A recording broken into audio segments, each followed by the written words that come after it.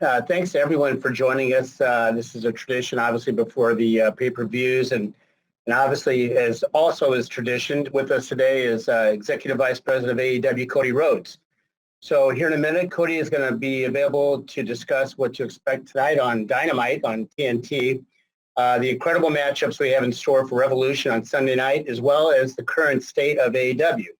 So without further ado, let's now turn the call over to Cody for some opening thoughts, and then we're going to open your lines for questions. Cody? Hey, everybody. As usual, it's been an honor for us to continue working and helping to provide a bright spot for fans in these difficult times. I, of course, am looking forward to my match tonight with Shaq and Red Velvet and Jade on Dynamite. And I'm also looking forward to talking about Revolution, the second iteration of Revolution. It will be nothing short of spectacular. You have the AEW Women's World Championship, the AEW World Tag Team Championship, a street fight featuring Sting, the face of the Revolution ladder match, which I am in, big money match, Casino Tag Team Battle Royale, and then, of course, the AEW World Championship contested between the champion Kenny Omega and Jon Moxley, exploding barbed wire death match, and always, I love talking to you guys. It's a special part of my day. I get very excited about this when we get to do it. So let's just dive into the questions and get rolling. Thank you, guys. All right, Cody, thank you very much. So here's what we're going to do. I'm going to call on Connor Kissy from Comic Book first, and following Connor will be Stephanie Francome from Steel Chair. So, Connor, the floor is yours. Well, thank you, Cody, for doing this today. Really appreciate it. Regarding Revolution, you've got this exploding barbed wire death match as your main event. I'm just curious, how do you feel about death matches, and what do you think their current role and place in modern pro wrestling is? Well, I think with a lot of things, AEW, death matches have a certain identity that's already been given to them. And if you look back at FMW and explosion matches that happened in the past. If you look at what Terry Funk has done, and then even fast forwarding to Matt Tremont today in this era, those are nice parallels. But anything that involves Kenny Omega is going to be unique in a sense, and it's going to have its own identity. And obviously, being under the AEW umbrella, I'm having to speak very vaguely about it because I've only seen the barbed wire that's starting to be wrapped. I don't have a clue how the explosions will work. I'm just as on the edge of my seat as everybody else is about it. I think, to me, the most important thing is the title itself, and that it remains in proper hands. As people know who have followed the product, from a creative standpoint, Jon Moxley a little bit screwed out of his championship. Well, a lot screwed out of his championship, and what a wonderful reign he did have. Kenny Omega returning to form and the cleaner kind of reemerging on the scene. No pun intended, it creates a very combustible and dangerous environment. This match would be going on last even if it wasn't for the world title because it's incredibly violent. Viewer discretion advised on a death match like this, but I'm just as curious as everybody else. All right, thanks, Connor. Thanks, Cody. Okay, Stephanie Francome is next, and we're going to follow Stephanie with Jim Barcelone from the Miami Herald. So, Steph, you're up. Hi, Cody.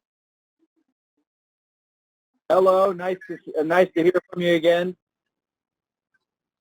You hear me? I can hear you. Okay. First of all, congratulations for the little girl to come. It's fantastic news that was announced on TV. I want to tell you about the big Paul White. Sorry. It was a surprise for many of us to find out that he was now a member of AEW. Can you tell me more about how things happen? And also, do you want to have more would say legends, but yeah, people with that experience like Paul can have, more people like that in AEW. Thank you very much.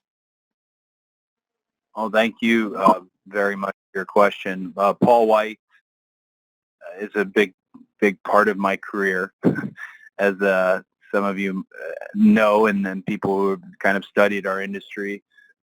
We were involved in a WrestleMania together, and that will always bond you in a unique way. The Paul White that AEW is getting is extremely, extremely motivated. I can tell you, there wasn't a long negotiation process simply because he wants to be here, very much so. And he wants to be here in a different capacity as far as announcing and commentary goes with Elevation. I do think there's a match or two or three or four, and that's just me personally because I know he's able to still go at a high level. But from a management standpoint, I'm most excited about him just being in our locker room and being seen, because we have so many young people who are now all of a sudden famous.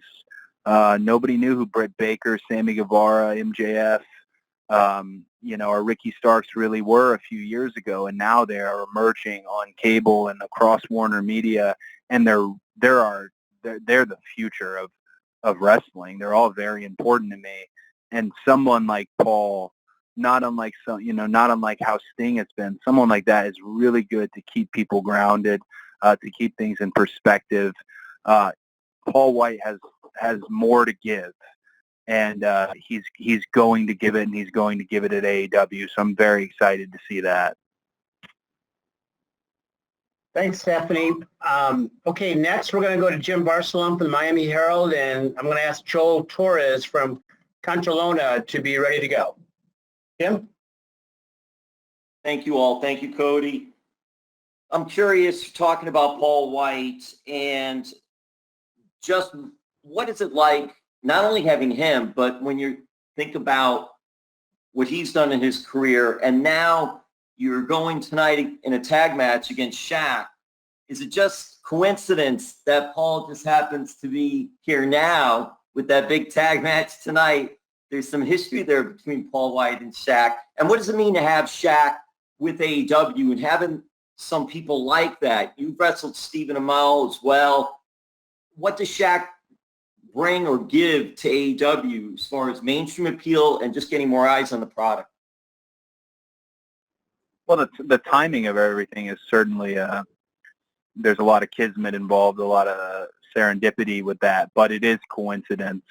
Paul White is entering a different phase in his career, and Shaq has entered into what I guess would be considered a rivalry with him and Jade and myself and Brandy, who was unable to be part of this match because the greatest gift on earth, the fact that she's going to have a baby, and Velvet stepping up to the plate in such epic fashion. For me, Shaq's presence and what Shaq brings is obvious. He definitely has a very large audience, a very large following. If you look at everything he's doing with Shaq Life, and you look at his world and all of his entrepreneurial efforts, he's really a model businessman. But for me, this match, I would like to see Red Velvet really hopefully emerge the star and hopefully emerge victorious of this. If anything, this match has presented a big opportunity for both Red Velvet and for Jade. Our women's division is continuing to grow. We're continuing to cultivate it. The Eliminator tournament that's happening, and to be able to, during a pandemic, cross the ocean to make it happen. But it was not easy. Tony Khan moved heaven and earth to get production in Japan, and he made it happen. So for me, this emboldens and bolsters our women's division. I'm not going to say anything mean about Shaq because he's entering a different world. If I was to step on the court and play horse with Shaq, it would be a joke. And I hope he's ready. I know he trained, and he's trained near me, but we'll see. I don't think he's got enough gas in the tank to compete with me. All right, thanks both. And now, as promised, I'm going to go to Joel Torres from Contralona and John Alba from Spectrum Sports. You will be next. Joel. Hi, Cody. How are you? So great to meet you. Oh, very nice to meet you too. So, Cody, talking about Red Velvet and your match tonight against Shaq and Jade Cargill, and obviously Red Velvet being a Latina wrestler, you know, you guys in AEW have shown a lot of importance to the Latino pro wrestling. How important is for you to have a Latina wrestler like Red Velvet by your side tonight on this match? I think it's just a beautiful thing as far as to have diversity in your locker room and diversity in your space, and to put it out there and it be excellent content. Some of you may know, people who have studied the business, it used to not be that way because promoters were really adamant about only having one of a particular demographic or even a minority, and they would try to almost make that a gimmick to a degree. And this is years and years and years ago. I'm not talking about anybody currently.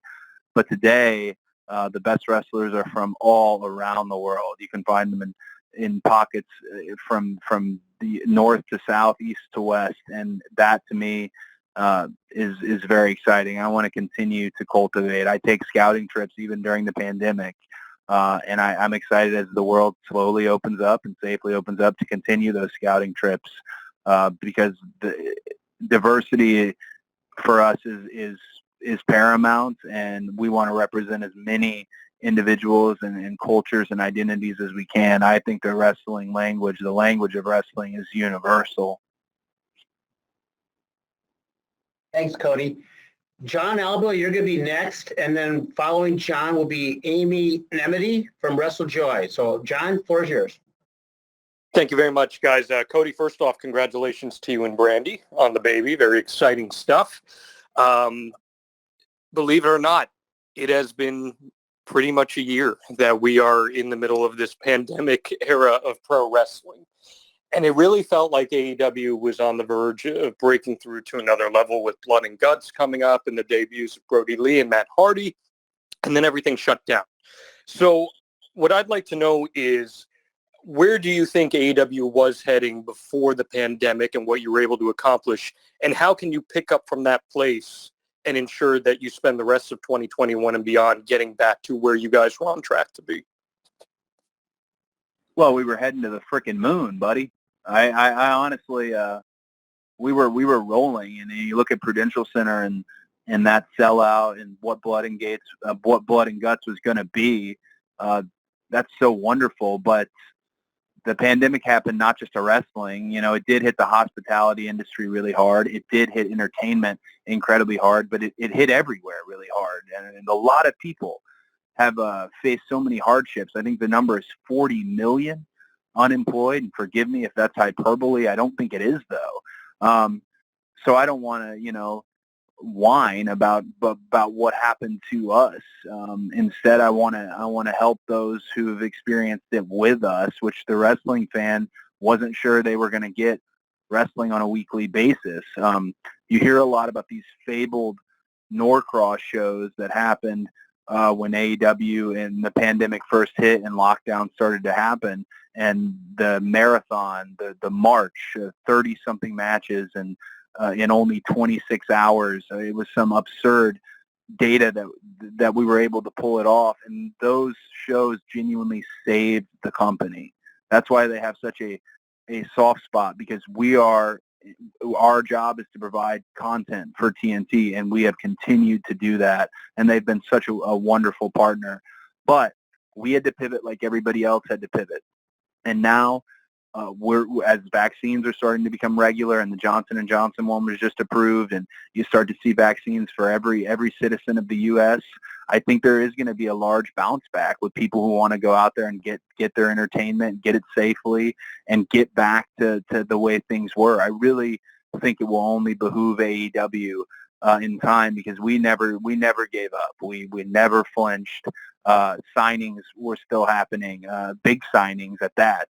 And progress was being made in the show. We didn't just pump out some evergreen content, say wait, and say we'll be right back. We've been here the whole time. So I think we'll continue on that trajectory. This was good, a good challenge for us that we met it head first, and I think we set the standard for how wrestling can be done in a pandemic, with how Keith Mitchell and Tim Walbert shot wrestling from Daly's Place and continued to shoot it, with Tony's application of the locker room and getting every independent wrestler who was out of work, basically some sort of work at AEW, and making them part of our crowd, the testing protocols, the temperature scans, the fact that I can't walk from one room to another without a certain wristband on. It is overkill, but it needed to be overkill, and it's provided a safe working environment. So I'm ready for the next wave of it, though, and hopefully slowly but surely. Texas, I heard, just opened up, but we aren't going to be the first to dip our toes into that water. We're going to do this as safely and properly as we can, so that wrestling fans feel comfortable. Thanks, Cody. All right, so next up is going to be Amy Nemedy from WrestleJoy, and then I'm going to follow with a write-in question from Kyle Masters of All Elite Podcast.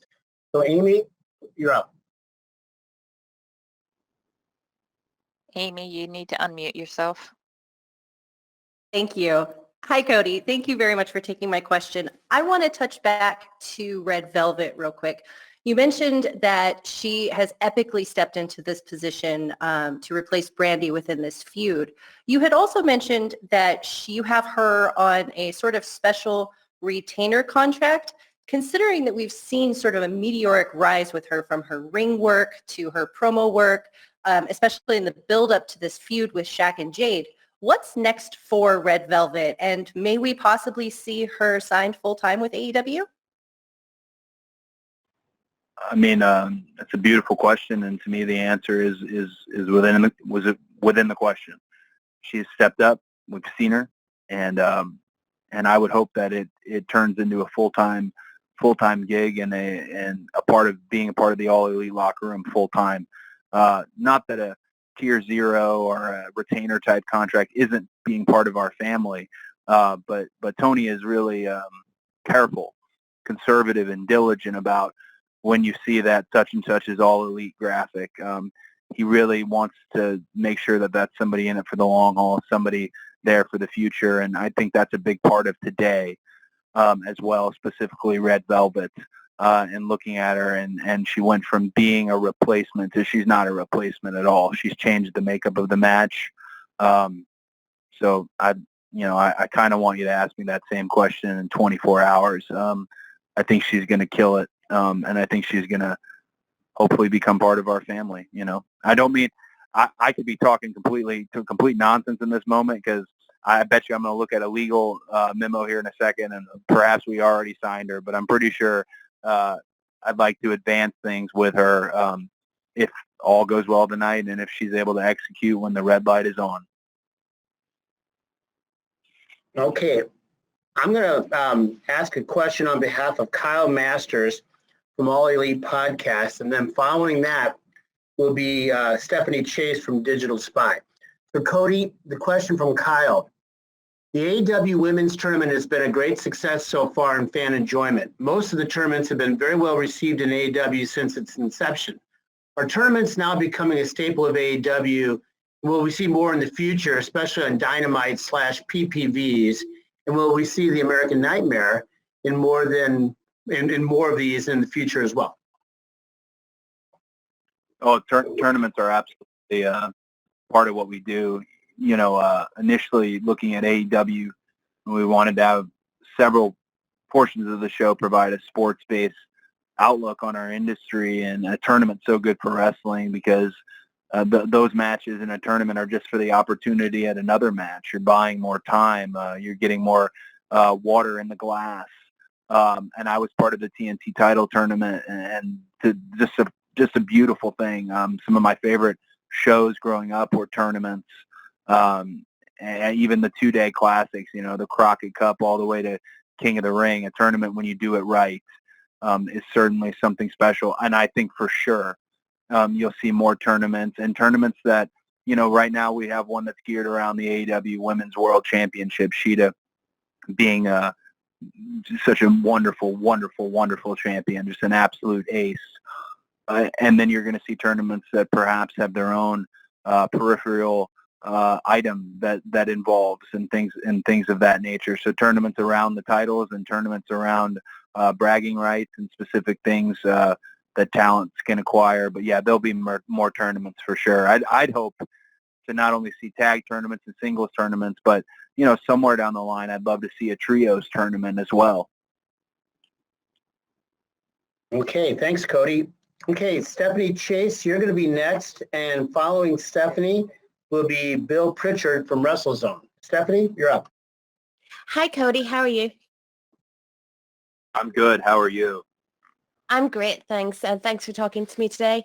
I was wondering, we know how much of a fan of Sting you were growing up. So what has it meant to you personally to see him sign with AEW and for your company to be able to be the ones to give him an opportunity to have another run?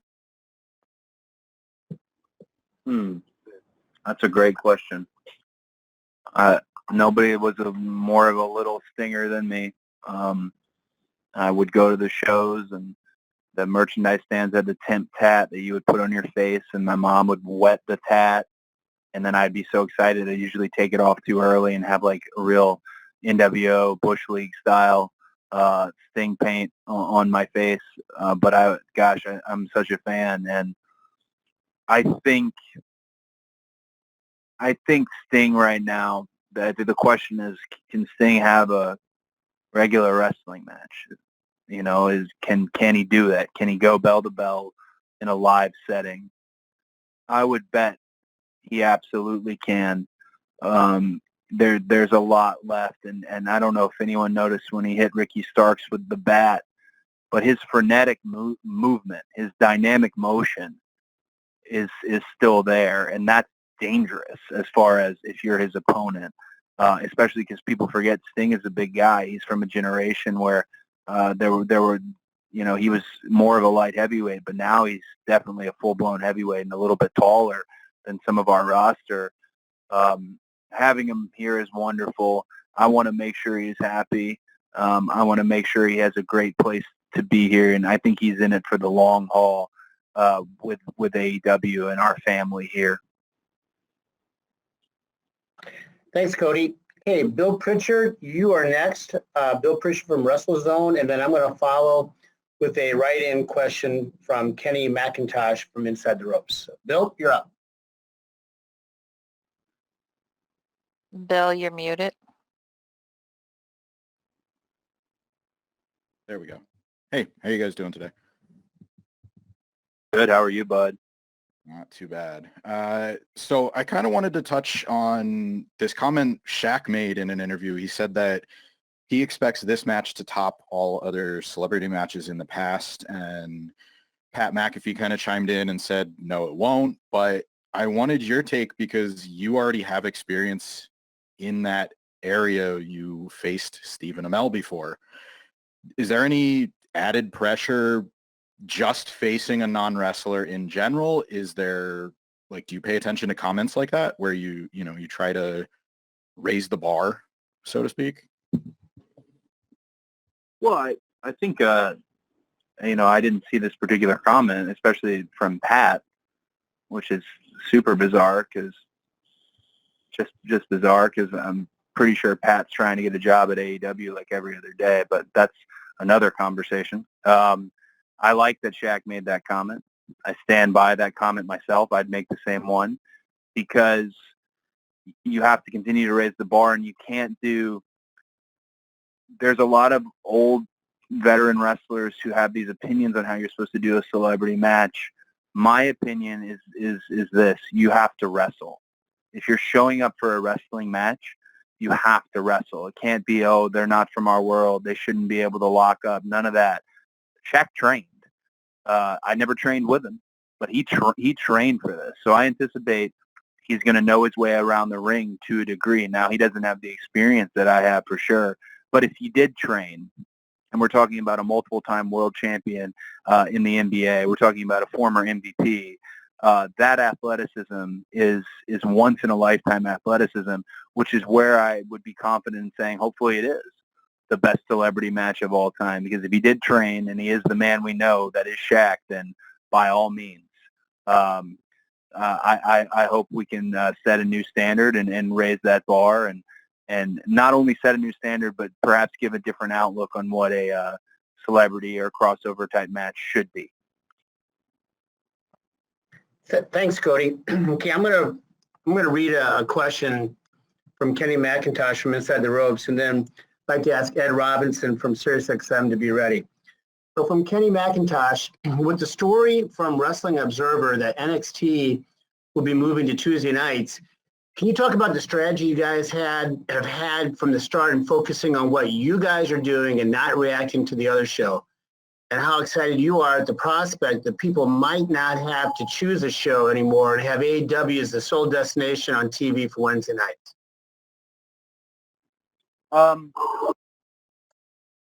Yeah, I obviously anticipate this question to a degree.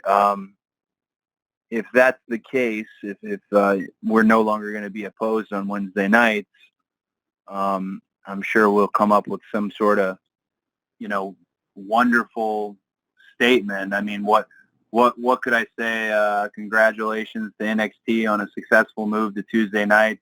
The real winners are the fans who can watch NXT and Dynamite live every week, as this is a marathon, not a one-night sprint. I could say that, but I don't want to be sassy or a jerk, because I think them moving, perhaps something else will end up on Wednesdays. And not only that, AEW Dark is on Tuesdays, so AEW Dark would potentially be opposed. That's why we can't get into a matter of being reactionary.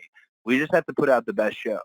We really do. And if they want to beat us, they have to put out a better show.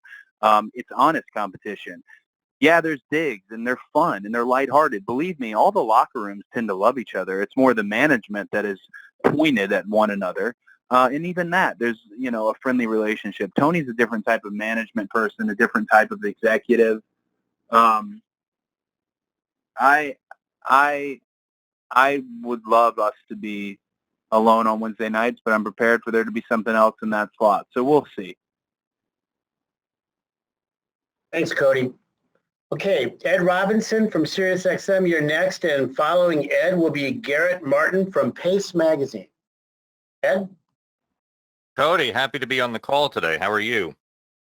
I'm good. I'm going to be honest. I broke my phone yesterday, and it was flashing green at me as I was answering a very, very good question last. So I thought I was going to lose all of you, but I did not. So if I do lose all you, we got somebody in here to back me up, just so you know. So I'm good. How are you? Always good to have a backup. Good. While we're on the subject of other promotions, with the announcement that the NWA will be relaunching later this month with a pay-per-view and the return of its weekly show, what will this mean moving forward for the working relationship between AEW and Billy Corgan? Will this lead to more crossover down the line, more of a symbiosis between Dynamite and on Power?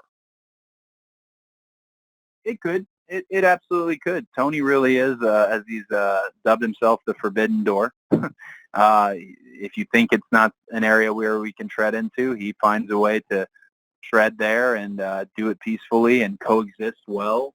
I definitely think we'll see more cross-promotion potentially with the NWA or with Impact or with New Japan or AAA or a myriad of companies. It takes trust and it takes time, and when we bring people in, we always try to treat them better than we treat our own almost when it comes to having our guest wrestlers, our guest luminaries, our guest bookers and promoters, things of that nature.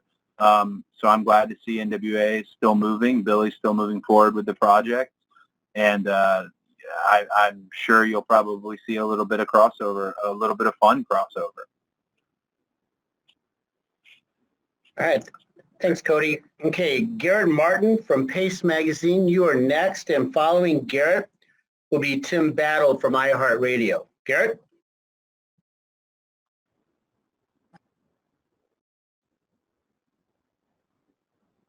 Hi, can you hear me? I can hear you, my friend. Oh, cool. Hey, I couldn't hear you. So, yeah, quick question. You've got a new show coming out in a couple weeks, AEW Evolution. How is this going to be different from Dark or Dynamite? Thanks. I would want people to tune in for the first AEW Elevation, and Paul White joining us on commentary, first time for him really in his career as an analyst and broadcast journalist, as Heenan used to put it. I think, to give you a little spoiler potentially on AEW Elevation, again, I want everyone to watch and see. It's going to be similar to Dark, but there should be more of a focus on potentially individuals, part of our roster, and Tony Schiavone is the one who is spearheading that. I think you're going to see some one-to-one pieces, some sit-down interviews. I think you're going to see a little bit more of a character insights, not unlike you see with American Ninja Warrior or even my other show on TBS, Go Big Show, where we learn a lot more, hopefully, about why these wrestlers are stepping into the ring, why these men and women are competing, what this means to them, and their place in AEW. So I think that and a few other items, of course, the biggest item being Paul White, will separate AEW Dark Elevation from its predecessor, AEW Dark. Thanks, Cody. Okay, next up is Tim Battle from iHeartRadio, and following Tim will be Sean Layless from CBR. Tim? Yeah. Hey, Cody. So, there's a lot of buzz around your match tonight. Some might say that this would be a pay-per-view type of match. Do you think the match loses a little bit of edge being on Dynamite instead of the pay-per-view on Sunday? And then also, how hard was it to convince Tully to get back in the ring tonight? Well, I would say the FTR boys, I don't know how much convincing they actually had to do. Tully has always got that wild look in his eye that I wish so many other people had in terms of he wants it. I don't think it was a difficult conversation. I think we've got a few surprises here for Tully tonight, as we are very excited, and it's not lost on me what it means, him returning to the ring. As far as Shaq, myself, Jade, and Red Velvet in this tag, I think it fits just great on Dynamite. We've actually talked about it on the call before, whereas the economics of the industry are much different now. The pay-per-view and the streaming and everything to that nature, there's a great deal of opportunity there, but the television money is your bottom line sometimes, and providing the absolute best content for Dynamite and not doing a really carny, let's stretch it that wrestling has done in the past. So I'm excited that it's on Dynamite and it's live, and that it's not only live and on Dynamite, but it's kicking off the show, it being the very first thing. It just makes for a great show. And actually, to extrapolate a little bit on this, one discovery I think we've made, and Tony Khan seems to be really keen on it, and I love that, is that our go-home to pay-per-views might always end up in some way being themed. They're always going to have a heavy hitter of a match on them because they shouldn't be a throwaway. A lot of rivalries and stories and angles, if you will. Sometimes the wagon is already in the barn and you run a VTR and, hey, say check out the pay-per-view. But for AEW, we still want that go-home show to not only be significant but newsworthy. And we're learning that as we're finding our own identity. So that will be exciting moving forward.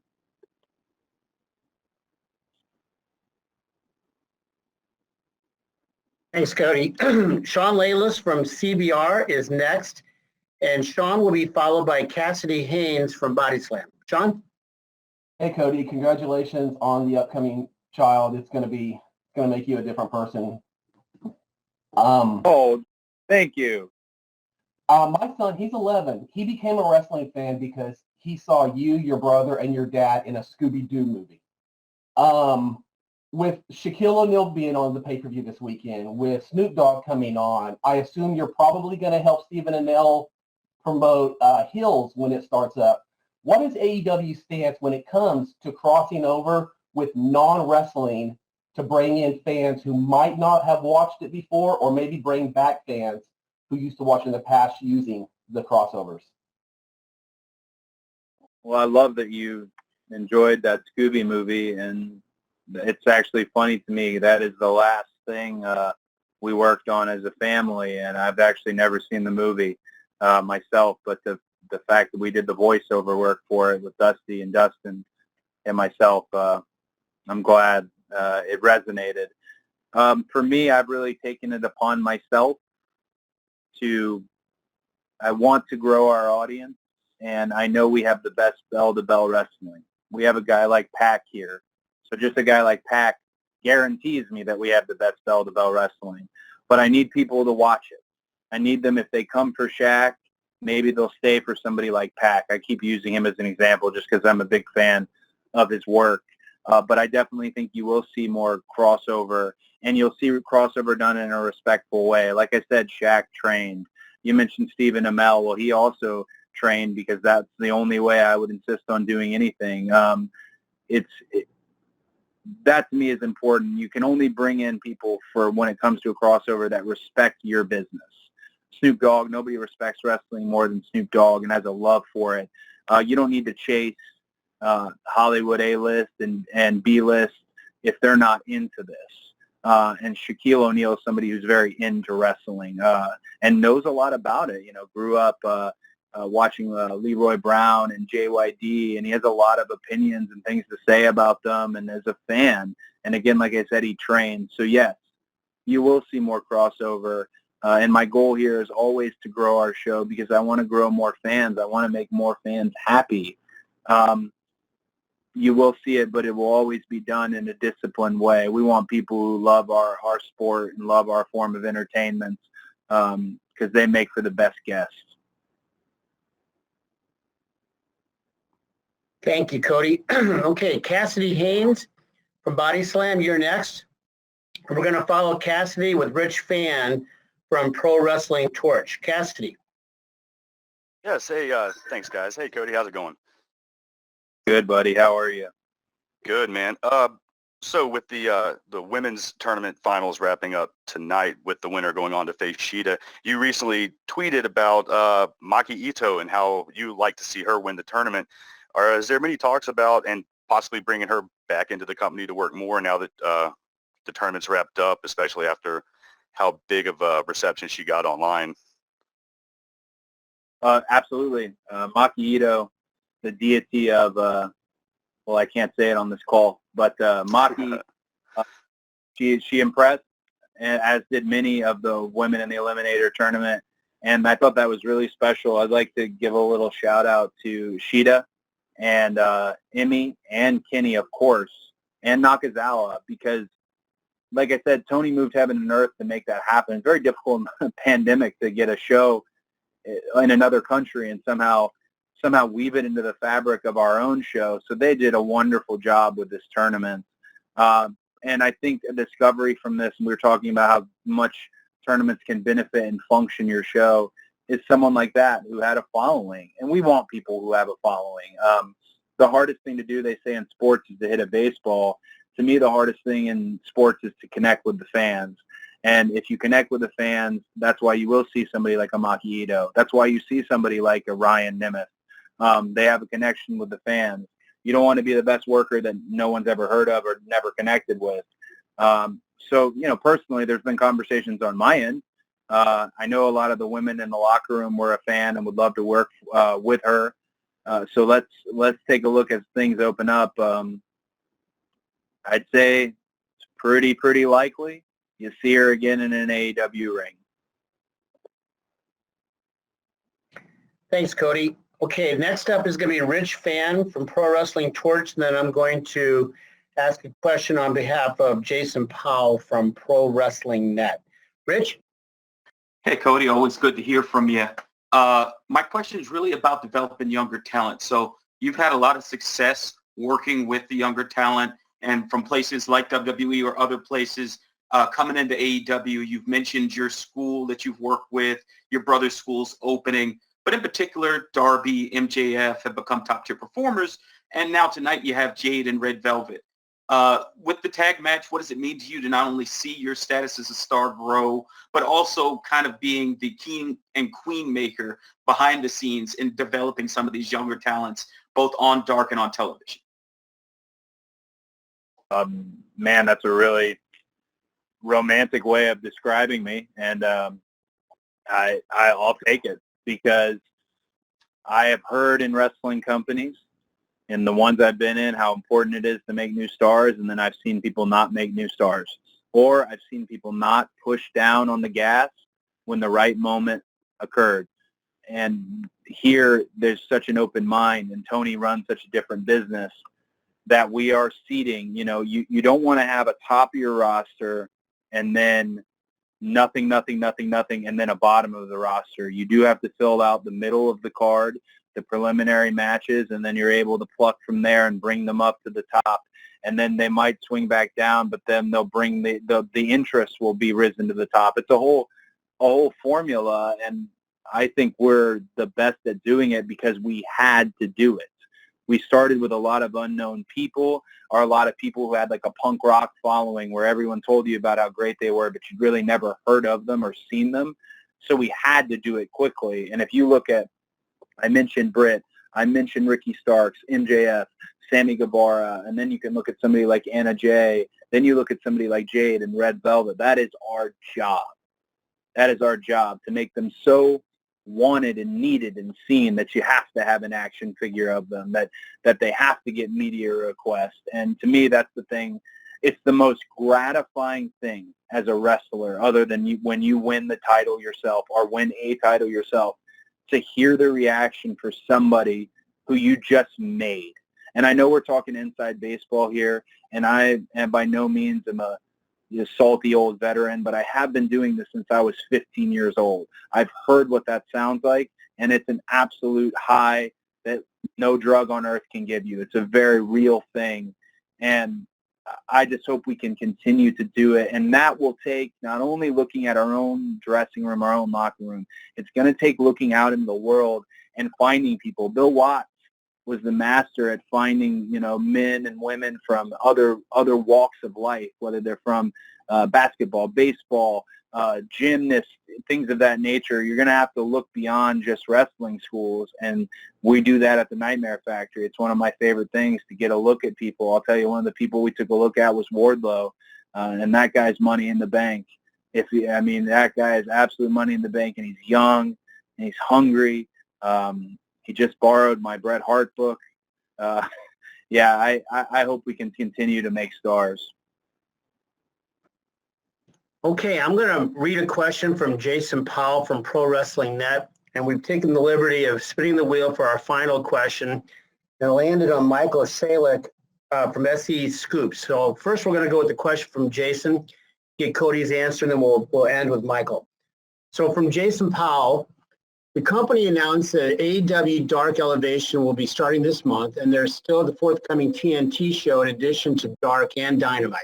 I'm curious to know what the taping plan for all this content will be once the world gets back to normal. Can you tape all this in one night without it being overkill for the fans in attendance, or is there a plan to spread out the various tapings somehow? Well, that's a great technical question, and I wish I had a really good technical answer. With all the content that's moving forward, that's an area where I'm going to leave it to Greg Warner, who I'd like to give a special shout out to, who heads production, Keith Mitchell, our executive producer, Tim Walbert, our director, and their teams to help coordinate something that's logistically the best for us.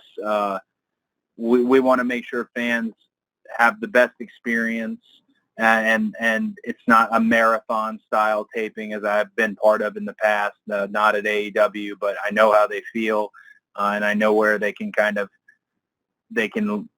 trying to use the right word, they can linger and fatigue, especially for families. So we'll do everything we can to make it logistically and and functionally correct. I'm sorry that wasn't a technical answer, but those are the guys who I'm going to rely on to do it. Keith Mitchell and Greg Werner and that team, because they're wonderful at what they do, and they have many, many years of experience doing this. And Tony will have his own plan, and we'll be off to the races. All right. Thanks, Cody. And as promised, to wrap it up for us here, Michael Shalik from SE Scoops. You won the lottery. You get the last question. Michael, you ready? All right. Best for last. Here we go. Cody, thank you for your time today. Following the announcement of AEW Dark Elevation, Tony Khan confirmed that a second TNT show is still in the works for later this year. Could you tell us, do you expect that this show will have a different format than Dynamite? Might we see a trios division, more outside the ring content, or something else? Well, I know you're not speaking about AEW Dark Elevation. I know you mean the promised additional hour of content on TNT, actually. I think all our shows will end up with a different format.